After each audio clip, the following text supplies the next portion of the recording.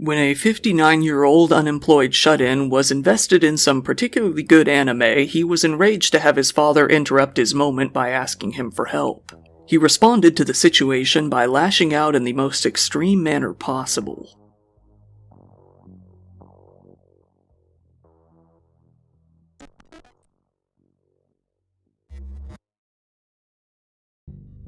While I have covered a few cases on this channel where crimes have led to anime getting cancelled and people who have worked on popular anime series have gotten into crime, this is probably the first time I've covered one in which anime was the reason that a crime was committed. To make things even more strange, this wasn't really due to the influence of the anime, but simply that it was being interrupted. Let's start back at the beginning. This is the story of a regular, working family of 4 that lived in Fukuoka, Japan. Fukuoka is in Kyushu, the southernmost of the main islands of the country. This is where an older couple, Hirokazu and Makie Matsumoto, decided to settle down and have a couple of kids. Hirokazu decided to get a job working in construction, while Makie ran a liquor store out of the first floor of their 2-story home. Eventually, the couple went on to have 2 sons. The second son was named Junji Matsumoto. Born in 1962, he lived in the family home in Fukuoka for the entirety of his life, barely leaving the home unless absolutely necessary. According to those who knew him, he had always been a very quiet and introverted kid from the very beginning. When directly spoken to, even by a teacher in class, he would either freeze up and remain silent, or respond with "I don't feel well" and shut down. One of his classmates has since spoken out about a moment in the school revolving Junji that always stuck with him to this very day. When the teacher called out to the classroom and began to ask each student what they wanted to be when they grew up, Junji refused to answer. This classmate, curious as to why he wouldn't speak, asked him in private shortly after. He said, "When it came to his turn to answer, he didn't speak. Later on, I asked him what he wanted to be, and he told me he wanted to be a scientist. He was good at science and math."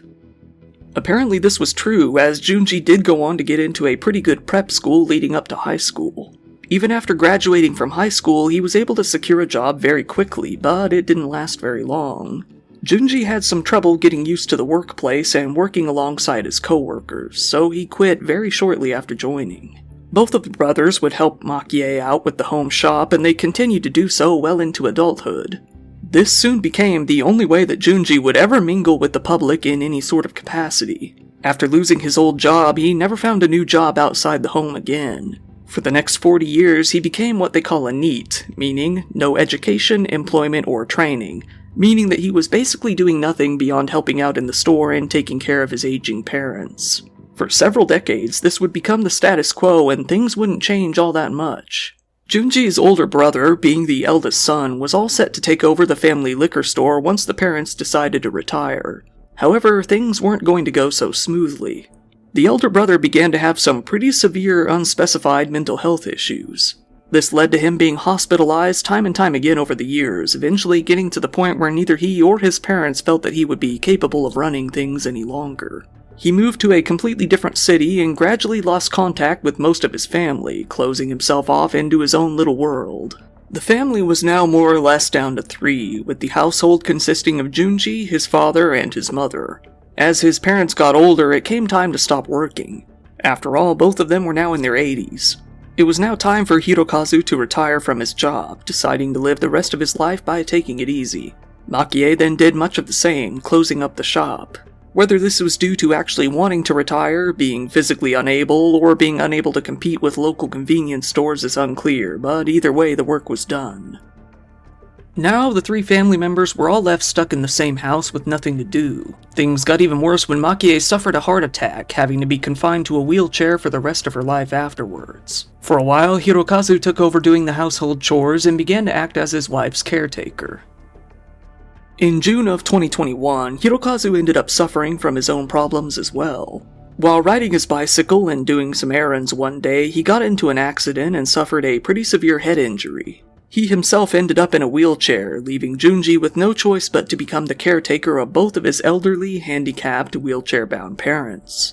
It got to the point where he even had to feed them himself by hand. Junji, never really having had much responsibilities, didn't take it too well. The stress got to him immediately, and that stress only continued to grow. Getting by on his parents' pensions, Junji decided to delve into escapism as much as he could to get some relief from the frustration and monotony of his daily life, like many people do. He would usually watch TV, taking an interest in anime specifically. He would even buy the manga that the shows he liked were based on and buy the DVDs associated with them, watching them over and over again. For these habits, his family would give him the equivalent of about $300 a month for the majority of his adulthood. Being around 2021, COVID soon exploded within Japan. Cases became more and more frequent by the day, leading to lockdowns all throughout the country. While many people took the lockdown fairly hard and got pretty stir-crazy, some took it harder than others. While before, Junji might have been able to escape his family by simply going out to buy some groceries, even that was becoming less of a possibility. He got more angry and frustrated as time went on. On June 20th, Junji was seen taking his mother out for a bit to buy some necessities. This would be the last time that anyone would ever see her alive. That night, Junji would erupt into a fury unlike any that his parents had ever seen. Junji was doing what he basically did any other day, sitting in the living room and watching anime on TV. His father, Hirokazu, came up to him and asked him for some help going to the restroom. Being at a very good point in the show, Junji did all he could in an attempt to ignore him. However, Hirokazu had been suffering from a lot of cognitive issues since his head injury. This would often lead to him repeating the same words and phrases over and over again. After his father called out to him numerous times while Junji was trying to focus on the show, he completely snapped. He stood up, grabbed an electric kettle, and ripped the cord out of it. He walked over to his 88-year-old father in his wheelchair, held up the cord, and strangled him with it in a rage. After a few moments, Hirokazu was gone. Junji then looked up and saw his mother. She had seen the whole thing. Knowing that she was a witness, he felt that he had no choice but to get rid of her too. He first put some black tape over her mouth and then grabbed the cord, killing her in the same way that he had just killed his father. Now, Junji was left in a quiet house with nothing to do but reflect on the reality of what he had just done.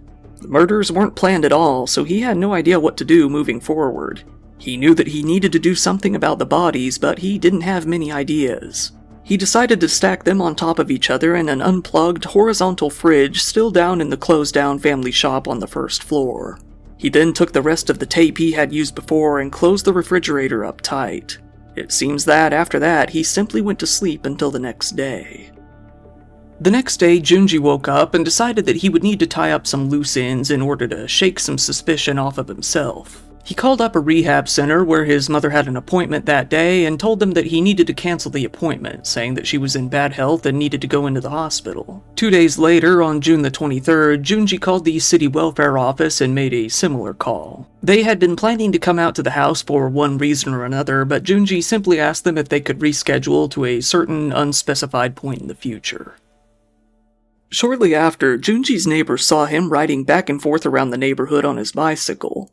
It's believed that, during this time, he was going back and forth to different banks and ATMs, withdrawing all the money he could from his parents' bank accounts.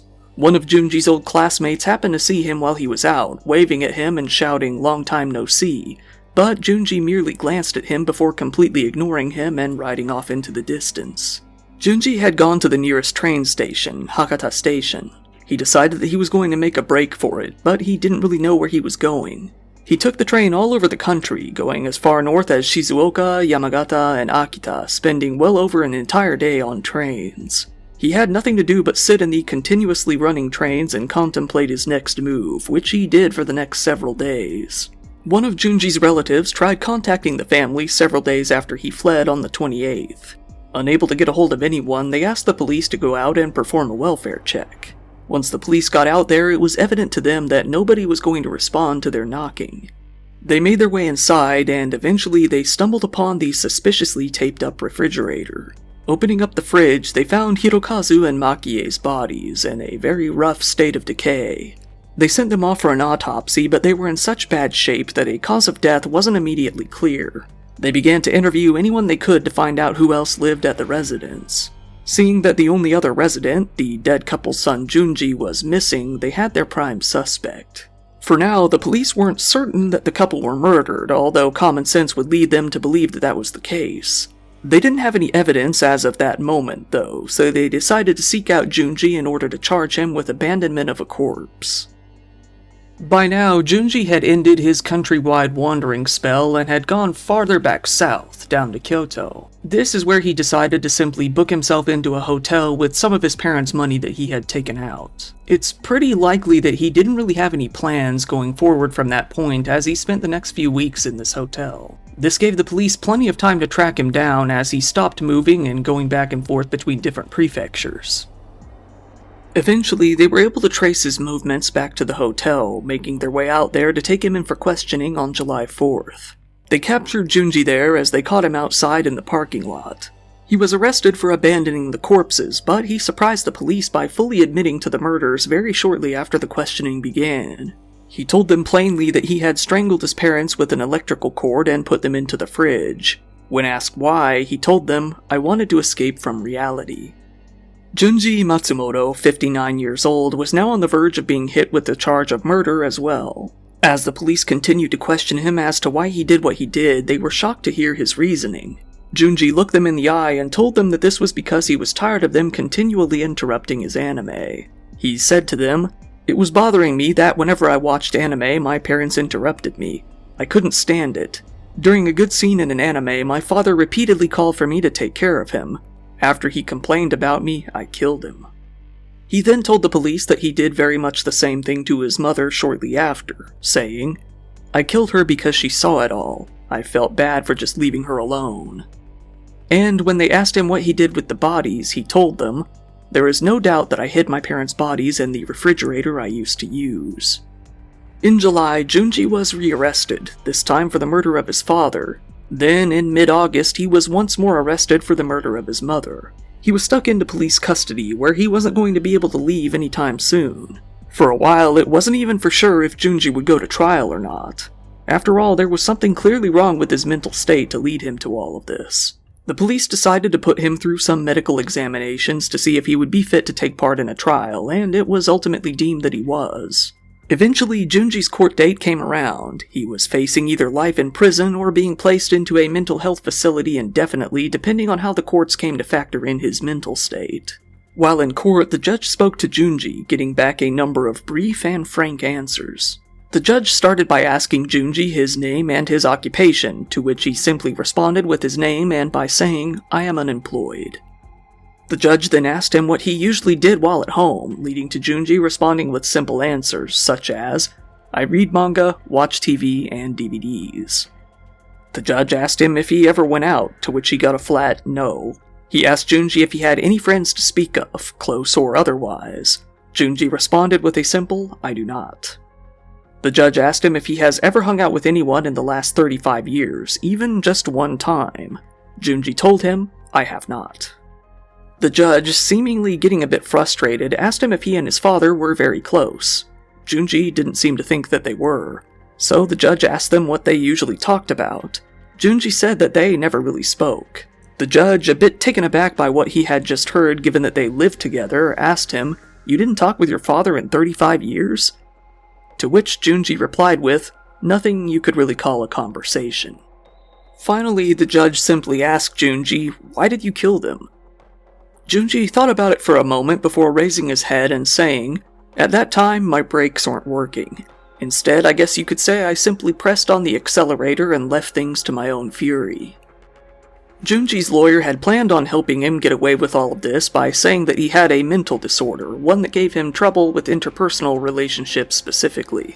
However, neither the judge nor the prosecutors were really having any of it. The judge actually felt that Junji, social issues aside, was an evil and ruthless person, the lowest of the low.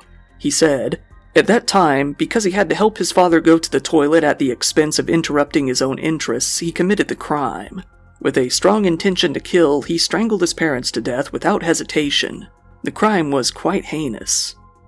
It came to be known to the judge that Junji had developed a strong dislike for his father ever since he originally dropped out of college, quit working, and withdrew into his room all those years ago.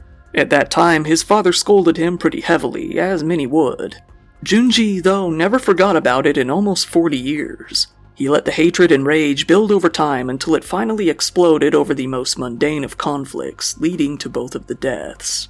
While the judge stated that the crime was nothing short of unreasonable, the court did feel that Junji was not solely responsible for the problems that he had with his father, and that he killed both of his parents in a heat-of-the-moment, crime-of-passion type of murder. Even so, the judge felt that the maximum sentence available for the crime would be appropriate. It was ultimately decided that Junji Matsumoto would get a sentence of 30 years for both the murders and the abandonment of the corpses.